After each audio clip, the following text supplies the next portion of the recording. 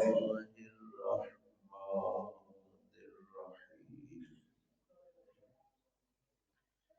الذين آتيناهم الكتاب يتلونه حق تلاوته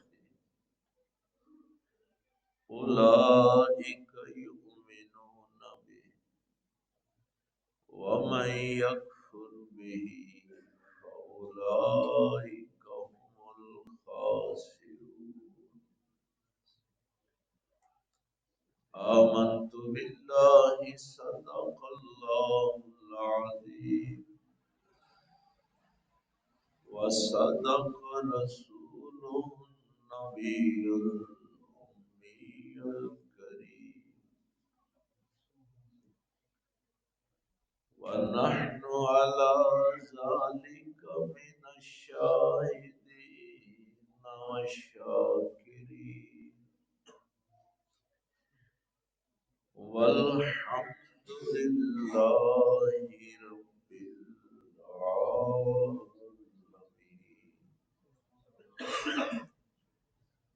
قال الله تبارك وتعالى في شان حبيبه مخبرا وامرا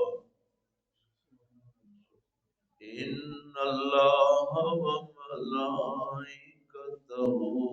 يصلون على النبي يا أيها الذين آمنوا صلوا عليه وسلموا تسليما. اللهم صل على سيدنا وعلى آل سيدنا محمد وبارك اللهم صل على سيدنا محمد وعلى آل سيدنا محمد وبارك اللهم صل على سيدنا وعلى آل سيدنا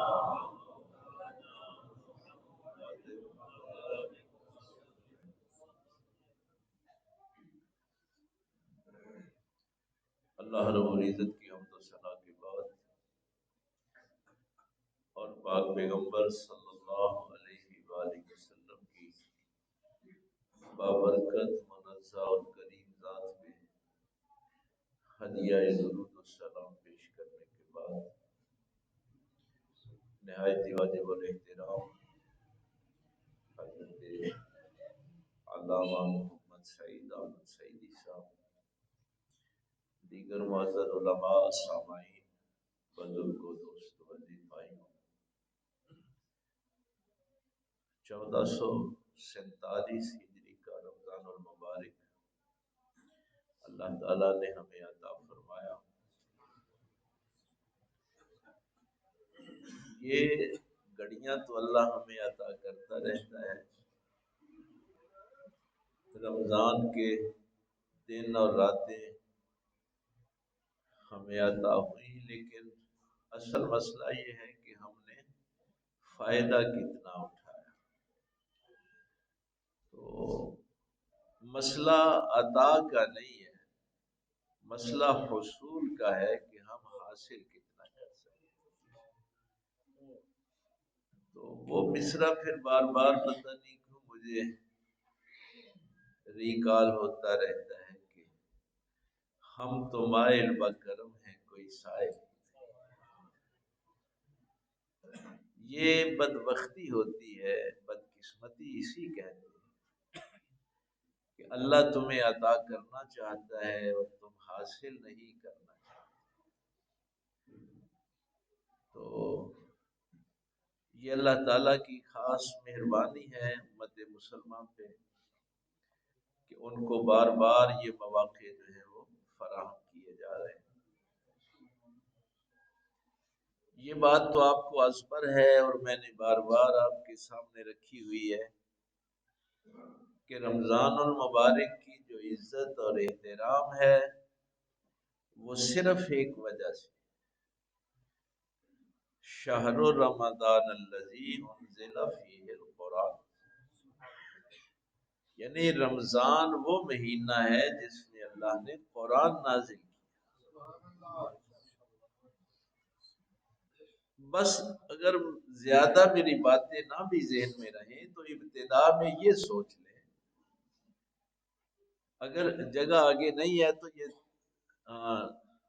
پھلانگنا جو ہے نا اس کو اچھا نہیں سمجھا گیا، گردنے پھلانگنا، جہاں جگہ ملتی ہے وہاں بیٹھ جائے یا پھر وقت پہ آئے۔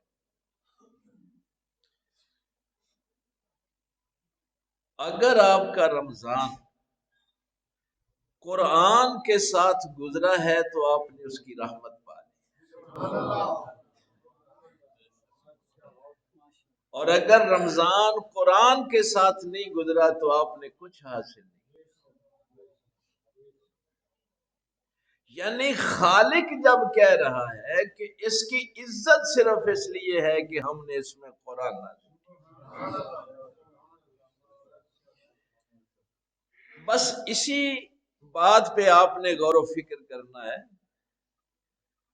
کہ میرے رمضان کے کتنے لمحات اس قرآن کے ساتھ گزرے۔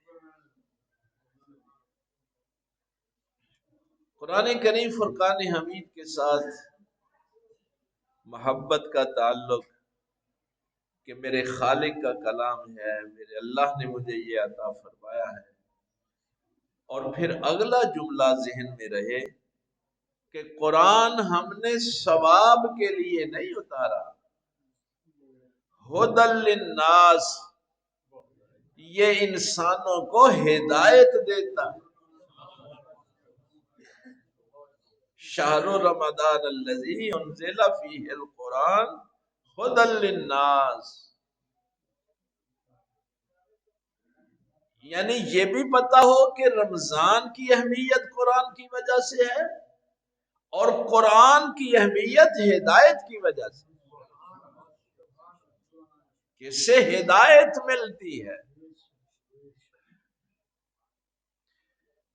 دو کس بات کا، ہمارے ہاں تو چلو یہ ماحول نہیں ہے، ہمارا تو سارا سال ہی ماشاءاللہ آپ لوگ شوق کے ساتھ آتے ہیں، قرآن سیکھنے آتے ہیں، لیکن اکثر علماء یہ گلہ کرتے ہیں کہ رمضان کے بعد مسجدیں خالی ہو جاتی۔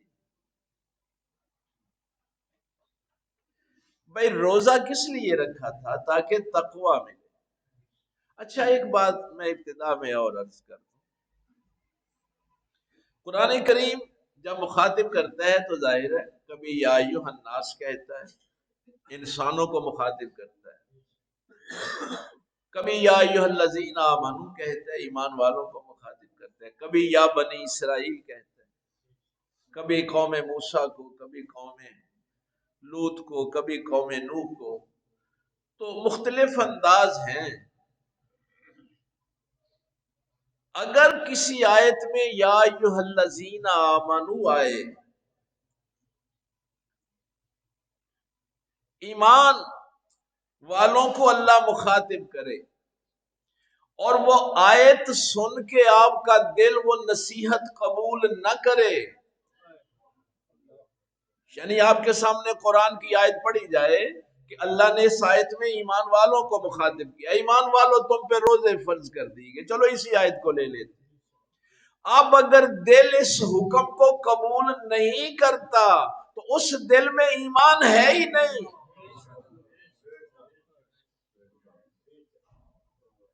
یعنی اگر اللہ کا حکم آپ کا دل قبول نہیں کر رہا تو وہاں ایمان نہیں ہے۔ اس لیے جو احکام یا ایھا الذین آمنوا سے شروع ہوتے ہیں ان کی بڑی احتیاط ہے،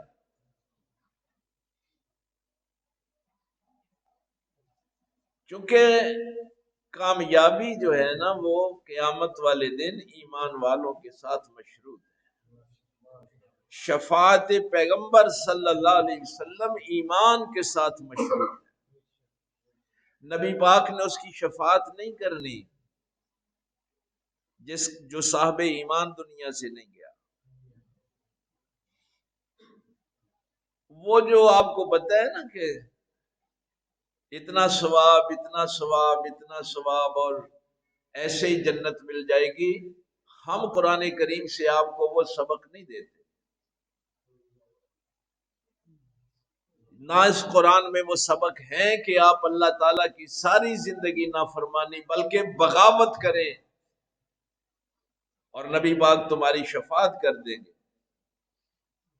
اللہ کہے تم پہ روزے فرض کر دیے ہیں اور تمہیں اللہ کے حکم کی حیائی نہ، اور نبی پاک بےتاب کھڑے ہیں کہ او کوئی بات نہیں، اللہ کی نافرمانی کرو میں تمہاری سفارش کر دوں گا۔ یہ دین ہمارے نبی نہیں لے کے آئے،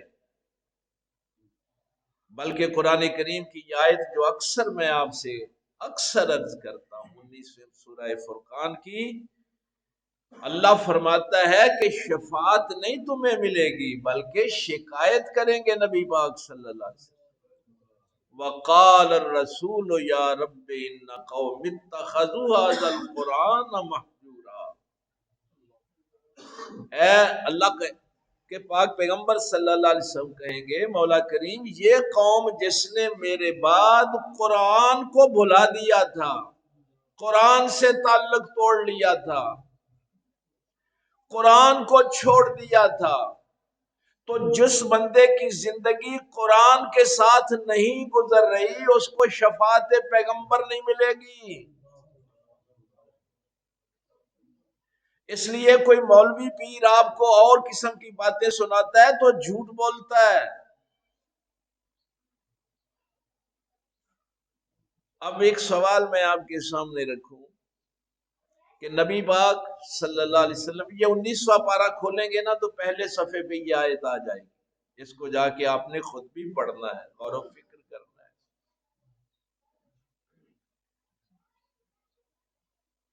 آپ کی 50 60 سالہ 70 سالہ زندگی ہے، 40 45 سال زندگی ہے، کبھی اس پہ بیٹھ کے غور تو کریں کہ اس 40 سال میں نے قرآن کو وقت کتنا دیا ہے۔ سامنے اس آیت کو رکھیں کہ نبی پاک شکایت کریں گے جس نے قرآن کو چھوڑ دیا تھا، حضور اس کی شکایت کریں گے نا۔ اب آپ اپنا محاسبہ خود کریں کہ میں نے اس 40 50 سالوں میں قرآن کو کتنا وقت دیا ہے۔ ہر بندہ اپنا اپنا محاسبہ کرے، چونکہ شکایت ہوگی قرآن کو چھوڑنے کی۔ اب آپ کہیں گے کہ میں تو آدھا پارہ پڑھتا ہوں، ایک پارہ بھی پڑھ لیتا ہوں، رمضان شریف میں 2 3 قرآن پاک ختم کر لیتا ہوں۔ ہائے ہائے، آیت پتہ ہے کیا کہہ رہی ہے جو آج ہم نے تلاوت کی؟ الذین آتیناہم الکتاب یتلونہ حق تلاوت۔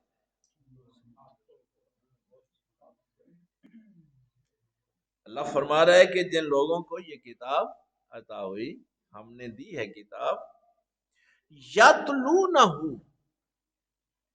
وہ اس کی تلاوت کرتے ہیں، حق کا تلاوت ہے اور تلاوت کا حق ادا کرتے ہیں۔ اب آپ سارے کہتے ہیں نا کہ ہمارا اس کتاب پر ایمان، چونکہ اس کتاب پر ایمان نہیں ہوگا تو آپ مسلمان ہی نہیں ہوں گے۔ یؤمنون بما انزل الیک وما انزل من قبلک، اس کتاب پر بھی ایمان لانا ہے، اس سے پہلی کتابوں پر بھی ایمان لانا ہے۔ اب آپ سارے کہتے ہیں نا ایمان لائے، اللہ کیا فرما رہا ہے؟ اس کتاب کی تلاوت کرتے ہیں اور تلاوت کا حق ادا کرتے ہیں، اولئک یؤمنون بہ، وہ اس کتاب پر ایمان لاتے ہیں۔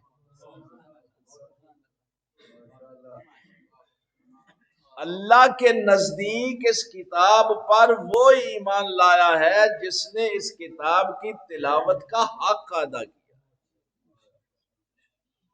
یہ سوال میں نے ایسے ہی نہیں آپ کے سامنے اٹھایا،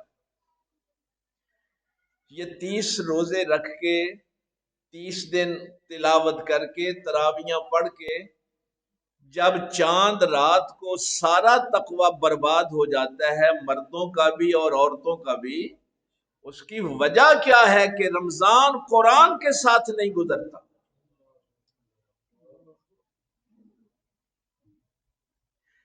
وجہ یہ ہے کہ تلاوت کا حق ادا نہیں ہوا۔ اب آپ یہ سوچیں کہ آپ نے 40 سالہ 50 سالہ زندگی میں اس قرآن کو کتنا وقت دیا۔ اب آپ کہیں گے کہ میں نے آدھا پارہ پڑھا، 2 پارے پڑھے، 3 پڑھے، اور بڑے فخر سے بھی یہ بات کرتے ہیں۔ میں رمضان شریف میں 2 واری قرآن 10 قرآن پاک ختم کی۔ علامہ صاحب تو ان باتوں کو سمجھتے ہیں۔ ہمارے مفتی صاحب شیخ الحدیث صاحب پتہ ہے کیا کہا کرتے تھے؟ وہ کہا کرتے تھے کہ ایک بندہ ایک دن میں قرآن ختم کرتا ہے، یعنی 60 قرآن پاک پڑھتا ہے، اور اس کے مقابلے میں ایک بندہ ایک رکوع تلاوت کرتا ہے، پورے مہینے میں ایک رکوع تلاوت کرتا، اور اس تلاوت کا حق ادا کرتا ہے۔ 60 قرآن پاک ختم کرنے والے کو وہ اجر نہیں ملتا جو ایک رکوع پڑھنے والے کو ملتا ہے۔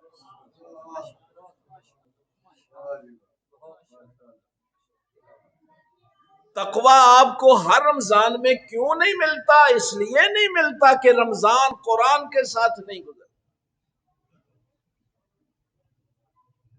اب آیت کیا کہہ رہی ہے؟ کہ تلاوت کرتے ہیں اور تلاوت کا حق ادا کرتے ہیں۔ قرآن کریم میں 2 لفظ آئے ہیں قرآن کو پڑھنے کے لیے۔ ایک ہے فَإِذَا قَرَأْتَ الْقُرْآنَ، جب قرآن یعنی قرات کرنا، وَإِذَا قُرِئَ الْقُرْآنُ، جب قرآن پڑھا جائے۔ یہ چونکہ قرآنی اصطلاحیں ہیں نا، اور ایک لفظ کیا ہے؟ تلاوت۔ آپ سارا رمضان پڑھتے رہتے ہیں، تلاوت نہیں کرتے۔ آپ نے ساری زندگی، ابھی وہ جو میں نے سوال اٹھایا ہے، اگر ساری زندگی پڑھا بھی ہے تو کبھی تلاوت بھی کی ہے اس کی؟ تلاوت وہ پڑھنا ہوتا ہے جس میں فالو کرنا ہو، پیروی کرنا ہو، پیچھے پیچھے چلنا ہو۔ تلاوت کا معنی ہی یہ ہے اس کے پیچھے پیچھے چلنا۔ میں تو گھبرا جاتا ہوں اس آیت کو پڑھ کے کہ اتنا کافی تھا یتلونا، اس کی تلاوت کرتے، لیکن خالق کہہ رہا ہے کہ پیچھے پیچھے چلتے ہیں، اور پیچھے پیچھے چلنے کا پھر حق ادا کرتے، اس قرآن کے پیچھے پیچھے چلنے کا پھر حق ادا کرتے۔ میں 2 مثالیں آپ کو عرض کر دوں۔ انما الخمر والمیسر والانصاب والازلام رجس من عمل الشیطان۔ یہ آیت پتہ نہیں کتنی دفعہ آپ نے قرات کی، پڑھی، میں نے بھی پڑھی۔ جتنی دفعہ آپ نے قرآن پڑھا اس آیت کو پڑھتے رہے، لیکن اس کی تلاوت کب کریں؟ صحابہ نے جب اس آیت کو سنا تھا، اگر کوئی قافلہ آ رہا تھا وہاں تک یہ آیت پہنچی تو شراب کے مٹکے توڑ دیے گئے تھے۔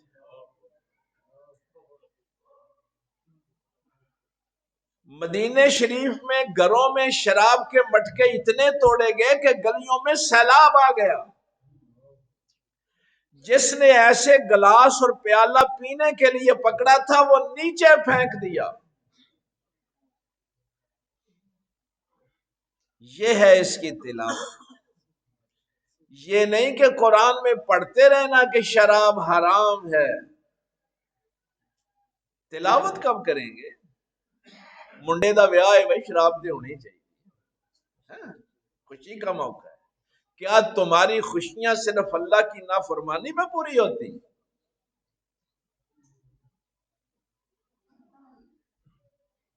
قرآن کریم میں یہ موضوعات ہیں سارے، ان پہ تفصیلی گفتگو ہو سکتی ہے، میں صرف اشارے چند درج کر.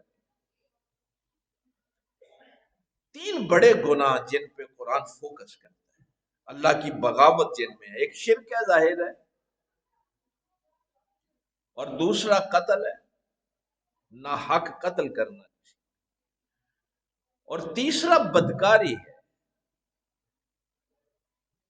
یہ تین جو جرم ہیں یہ بہت بڑے جرم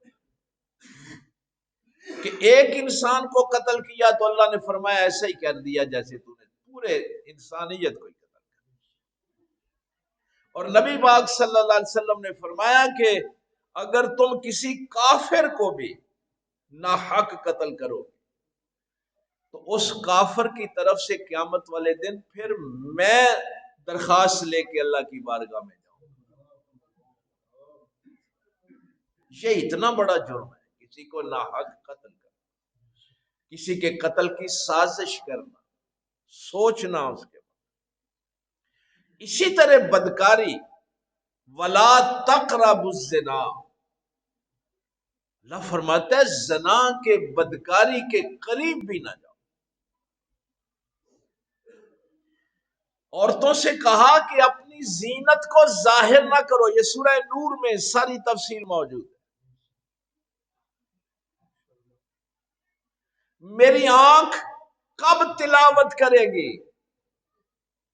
اللہ نے فرمایا تھا قل للمؤمنین یغضوا من ابصارہم، اے میرے رسول صلی اللہ علیہ وسلم ایمان والوں کو حکم دو کہ اپنی نگاہیں نیچی رکھیں، غض بصر کریں، اپنی شرمگاہوں کی حفاظت کریں.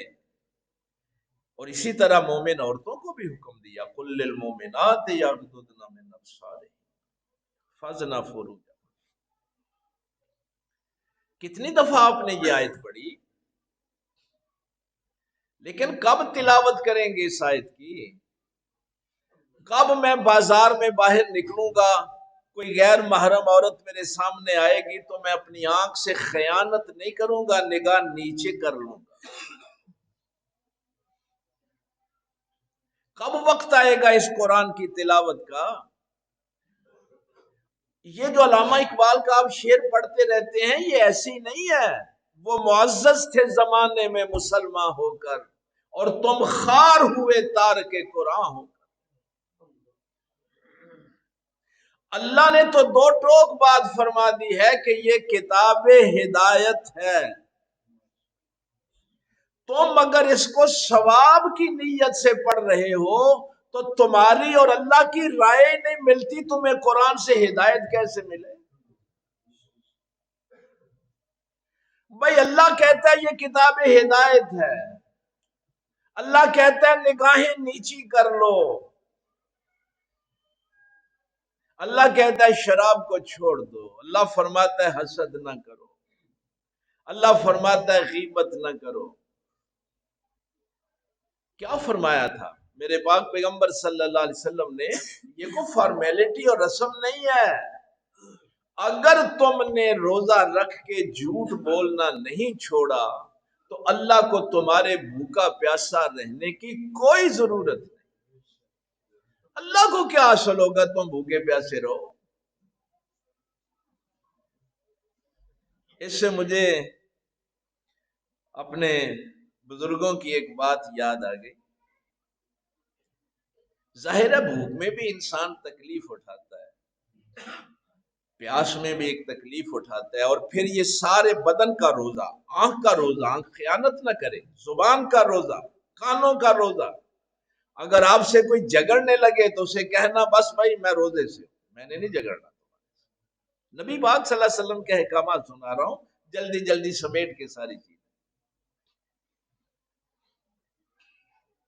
حضرت امیر خسرو نے اپنے شیخ خواجہ نظام الدین اولیاء سے پوچھا تھا کہ اللہ کے ساتھ محبت کے راستے میں مصیبتیں بڑی آتی ہیں، آزمائشوں سے گزرنا پڑتا ہے، تکلیفیں بہت آتی ہیں. روزہ عشق ہے اللہ کے ساتھ. اور بھائی روزے کو معمولی نہیں سمجھنا. روزہ کیا ہے؟ بندے کا اللہ کے ساتھ عشق ہے، اور اس عشق کی انتہا بتاؤں آپ کو، آپ قرآن کریم کو پڑھیں، تلاوت کریں، بڑے سے بڑا آپ عمل کریں گے تو اللہ فرمائے گا تمہیں جنت عطا کروں گا، تمہیں یہ نعمت عطا کروں گا، تمہیں حور و غلمان دوں گا. ہائے ہائے. لیکن جب روزے کی باری آئی، الصوم لی وانا اجزی بہی، اور ایک اجزا کے ساتھ بھی اس کو بیان کیا. روزے کے لیے یہ نہیں کہا، روزے کے لیے فرمایا روزہ میرے لیے ہے اور میں ہی اس کی جزا.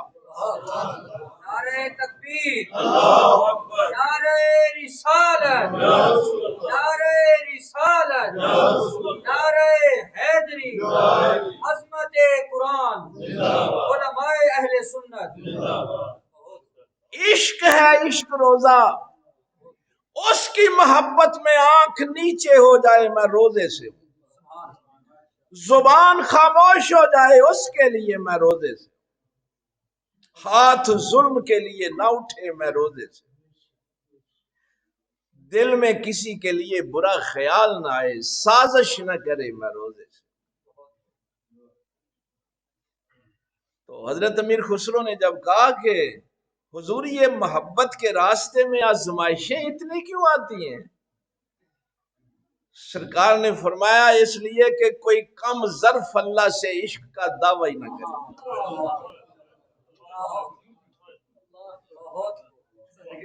کوئی کم ظرف اللہ سے عشق کا دعوی نہ کرے. ذرا سی مصیبت دیکھ کے بھاگ جانے والے کو حسین نہیں کہتے.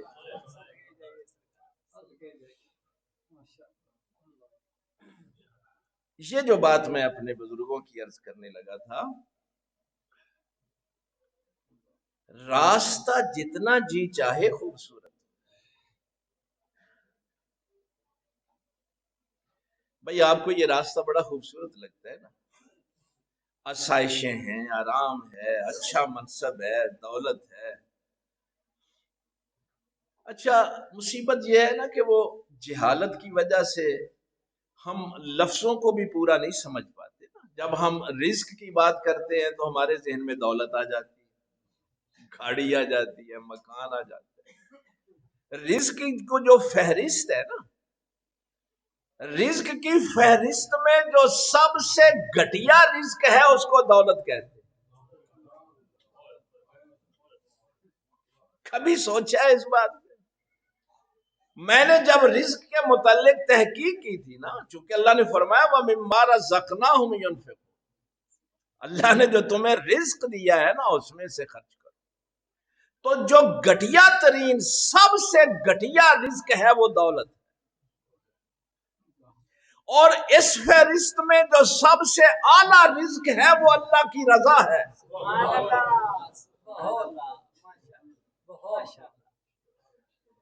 بس یہی فرق تھا یزید اور حسین کا. یزید کے پاس گھٹیا رزق تھا، حسین کے پاس اعلیٰ رزق.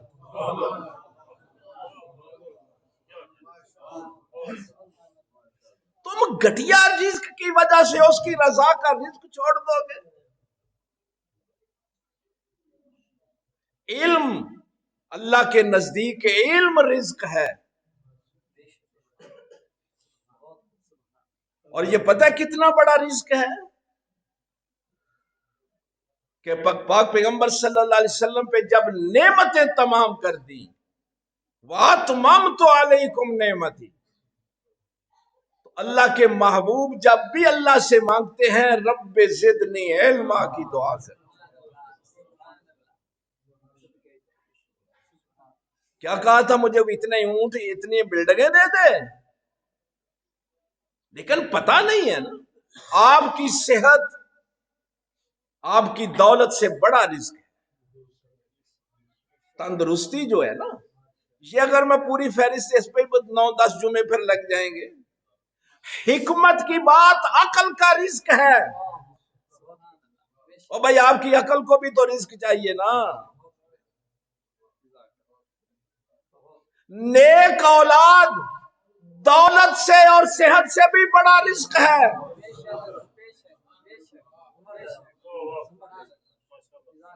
ایسے ہی انبیاء دعا کرتے رہے رب حبلی من الصالحین. مصیبت یہ ہے نا کہ قرآن کی تلاوت نہیں کی، ورنہ یہ سارے رزق میں قرآن سے بیان کر رہا ہوں.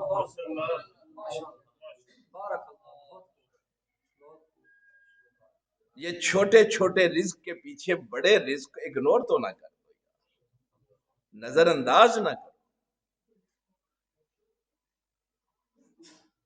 وہ جو میں بات عرض کرنے لگا، راستہ جتنا جی چاہے خوبصورت، آپ کو ہر وقت سلوٹ کرنے والے لوگ ہیں، آگے پیچھے پھرنے والے، دولت کی فراوانی ہے، منصب اچھا ہے،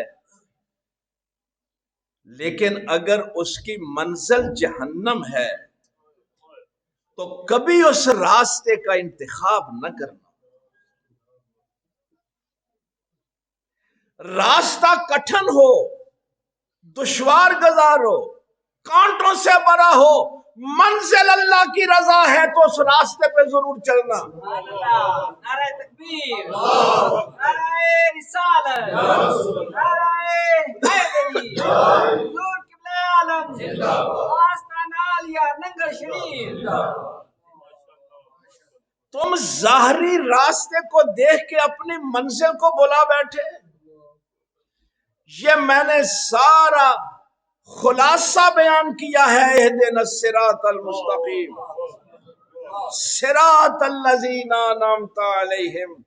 مت خیال کرنا کہ نوح علیہ السلام کا راستہ بڑا کٹھن تھا، ابراہیم کا راستہ بڑا کٹھن تھا، موسیٰ کا راستہ بڑا کٹھن تھا، محمد رسول اللہ صلی اللہ علیہ وسلم کے راستے میں کانٹے بچھائے گئے، پتھر مارے گئے، راستہ کٹھن تھا کربلا کا بھی.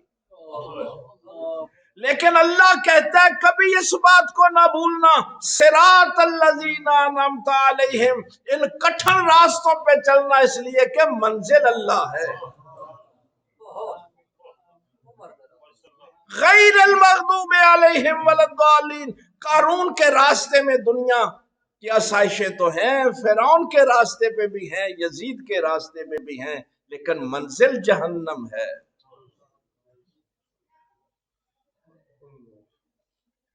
کبھی ایسے راستوں کا انتخاب نہ کریں. یتلونہ حق تلاوت، اس کتاب کی تلاوت کرتے ہیں، یعنی اس کے پیچھے پیچھے چلتے ہیں اور پیچھے چلنے کا حق ادا کرتے ہیں. تو قرآن نے کہا، بھئی یہ بات میں اس لیے کر رہا ہوں، آج کل ہمارے ہاں ان چیزوں کو گناہ ہی نہیں سمجھا جاتا. ہم اپنی مائیں بہنیں بیٹیاں بنا سنوار کے نا کیمرے والوں کے سامنے پیش کرتے ہیں، میرج ہالوں میں پیش کرتے ہیں. پہلا زنا جو ہے وہ نظر کا ہوتا ہے. یہ نبی پاک صلی اللہ علیہ وسلم ساری باتیں بیان فرمائے. برائی کی بات سننا کانوں کا زنا ہے، زبان سے بری بات. وَلَا تَقْرَبُوا الْفَوَاحِشَ، فحش باتوں کے قریب بھی نہ جاؤ. پردے کا حکم کیوں دیا؟ اس لیے کہ نگاہ بدکاری سے بچے. اگر قرآن کی تلاوت ہوتی تو آج ہمارا یہ حال ہوتا.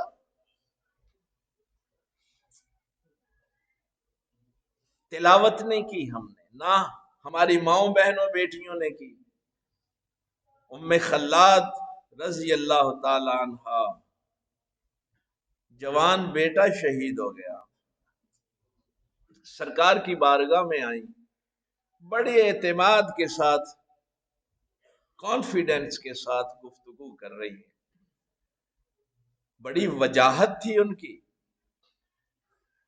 ایک شخص نے کہہ دیا جوان بیٹا چلا گیا ہے، لیکن کیسے اس نے اپنے آپ، چونکہ وہ آیت اس وقت نازل ہو چکی تھی، یا ایھا النبی قل لازواجک وبناتک ونساء المؤمنین یدنین علیہن من جلابیبہن.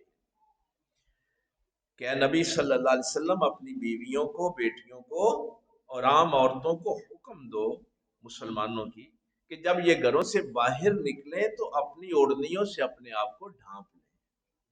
کیوں؟ این یو رفنا، تاکہ یہ پہچانی جائیں۔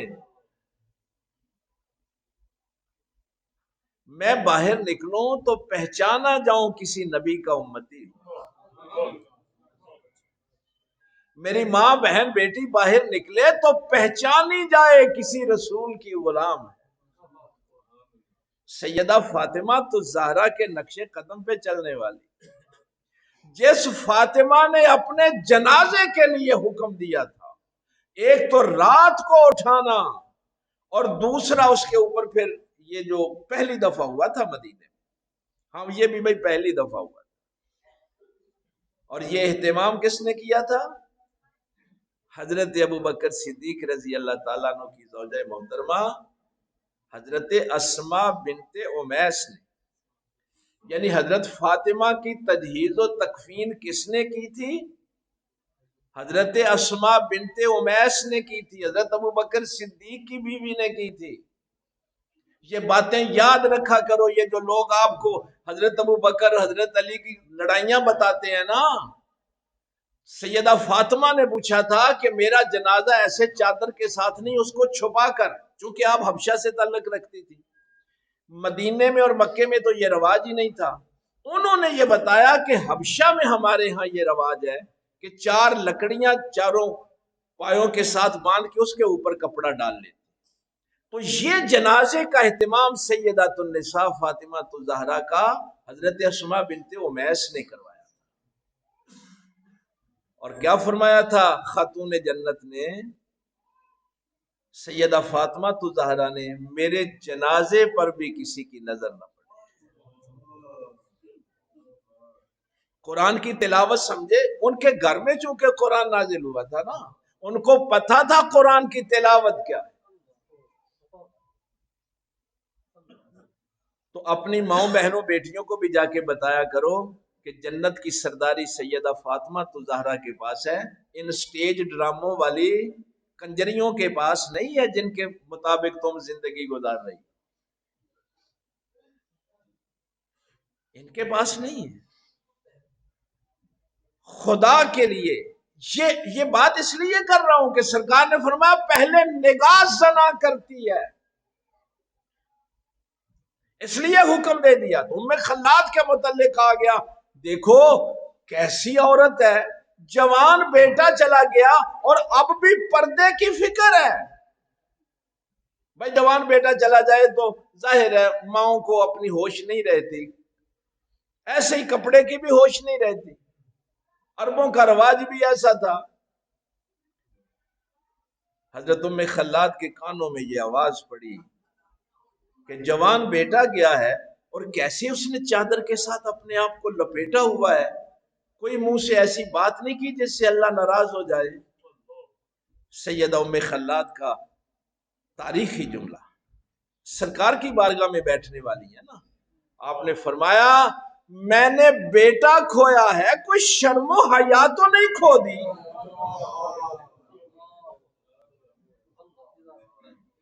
یہ تھے جنہوں نے قرآن کی تلاوت کی، جس چیز کو اللہ کی کتاب میں حرام قرار دے دیا گیا پھر اس کی طرف نظر اٹھا کے نہیں دیکھا، جس کو اللہ کے رسول صلی اللہ علیہ وسلم نے منع کر دیا پھر منع ہو گئے۔ یہ آج جو ہمارے مسائل ہیں اس کی بنیادی وجہ یہ، اللہ نے ہمارے لیے یہ ہدایت کی کتاب بھیجی، اس رمضان میں آپ نے رمضان قرآن کے ساتھ گزارا، ایک آیت پڑھیں، اس کو سمجھیں، تفقہ پیدا کریں، اور قرآن کریم پتہ ہے کیا کہتے ہیں؟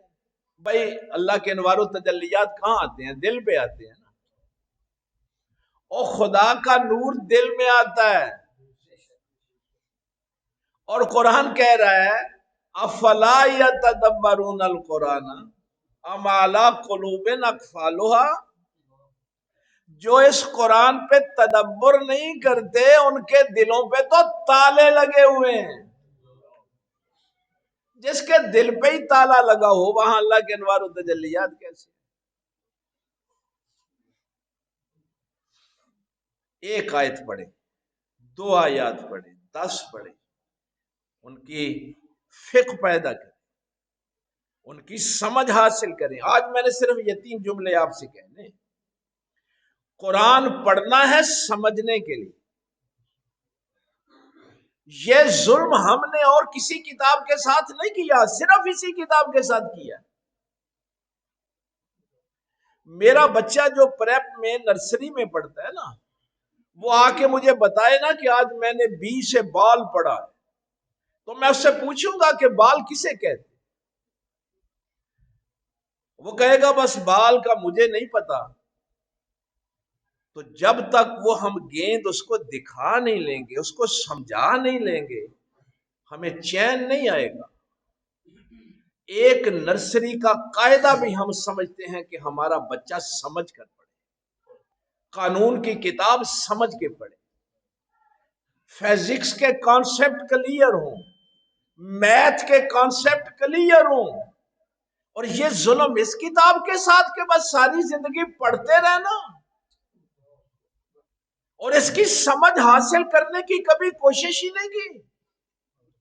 یہ شکایت کریں گے نبی پاک قیامت والے دن کہ میں ان کو یہ کتاب دے کے آیا تھا مولا، انہوں نے یہ کتاب ہی چھوڑ دی تھی،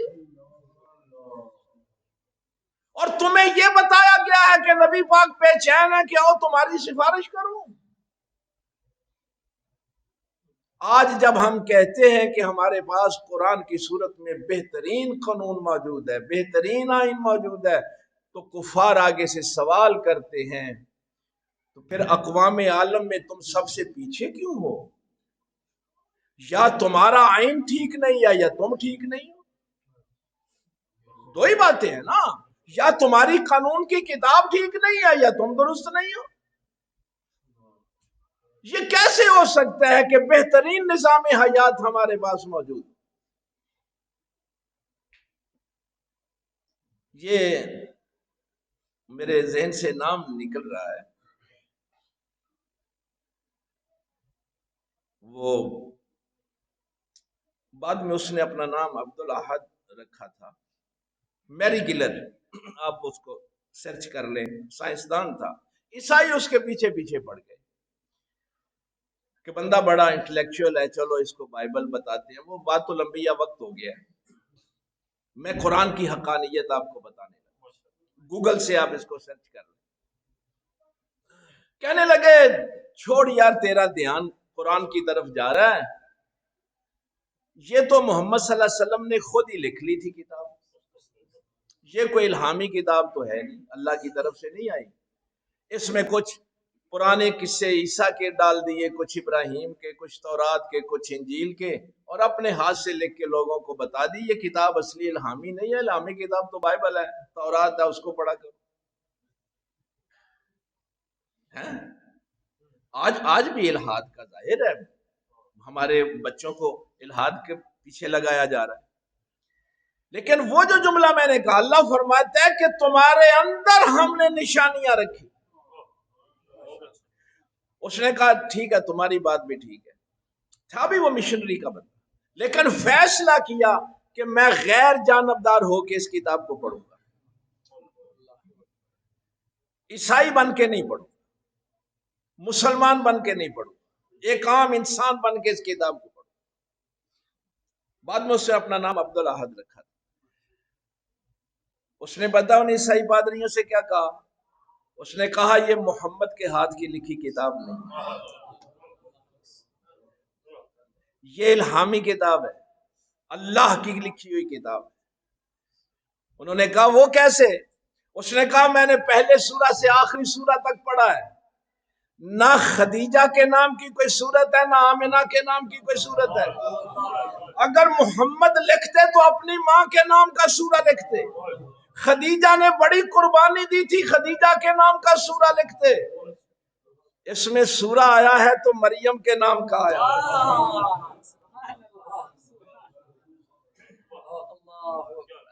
اس میں صورت آئی ہے تو مریم کے نام کی آئی ہے، آمنہ کے نام کی کوئی صورت نہیں آئی، خدیجہ کے نام کی کوئی صورت نہیں۔